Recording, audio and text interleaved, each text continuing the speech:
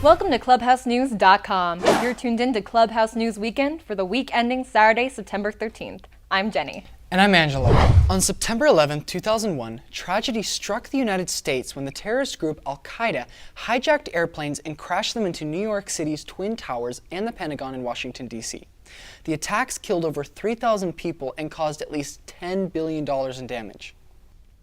These attacks left the world heartbroken and outraged, but they were encouraged by the heroes that immediately stepped up to help.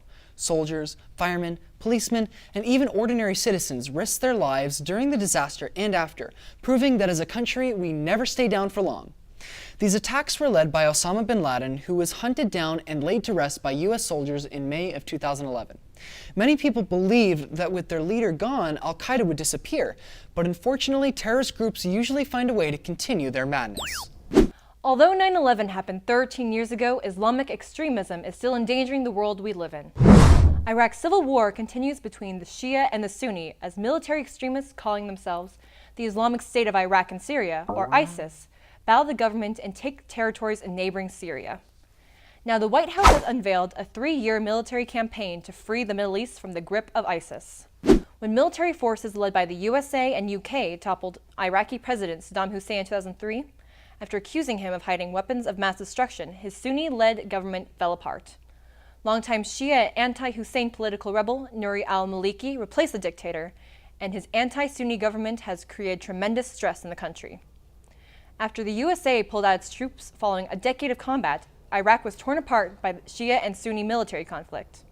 This week, President Obama addressed the nation and discussed his plan for dealing with ISIS. Obama said that the first phase will involve the USA using airstrikes against ISIS instead of sending in valuable ground troops. In the second phase, which will follow the formation of the new Iraqi government, the USA will train and equip Iraqi army, the Kurdish Peshmerga, and local tribesmen. As for the third phase, American airstrikes will focus on ISIS in Syria, which is making the Syrian government nervous.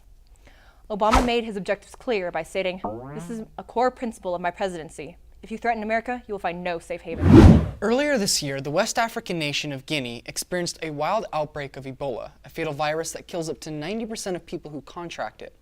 The virus has continued to spread to surrounding countries like Sierra Leone and Liberia, infecting about 4,300 people and claiming around 2,300 lives this year in what's now the deadliest Ebola outbreak in history.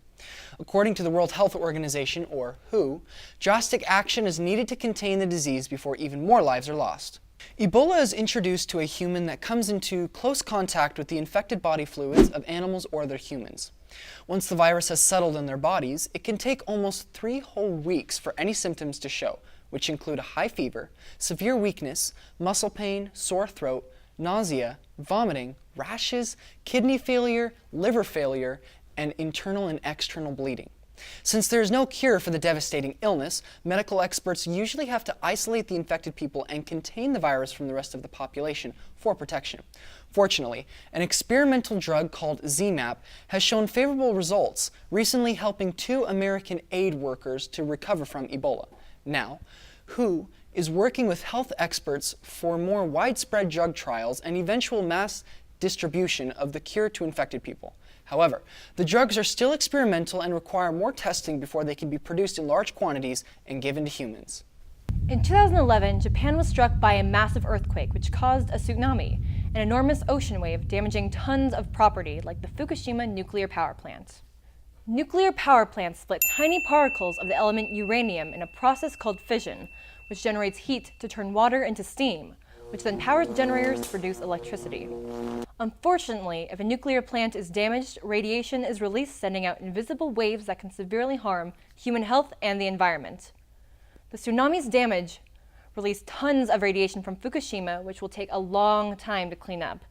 But now, for the first time since the Fukushima disaster 3.5 years ago, Japan is opening up an atomic power plant.